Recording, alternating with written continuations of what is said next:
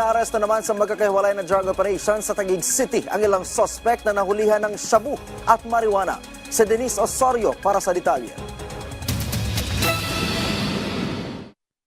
Timbog sa drug operation ng Taguig PNP ang 54 years old na lalaki nitong Martes ng gabi. Nasabat sa high-value drug suspect ang higit sa 50 gramo ng shabu na may street value na 357,000 pesos.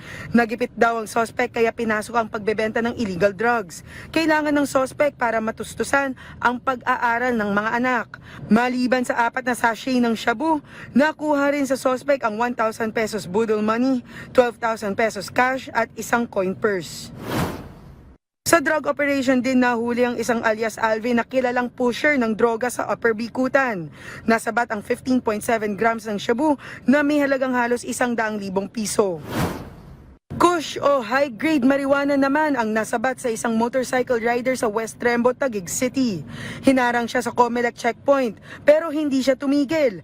Ayon sa Taguig City Police Substation 11, matarik, makipot ang daan at umaambon pa kung kaya't nadulas at nahulog ito mula sa motor. Nasamsam ang 1.5 gramo ng pinatuyong high-grade marijuana. Lumabas sa investigasyon na nasa impluwensya ng droga ang suspect ng malambat.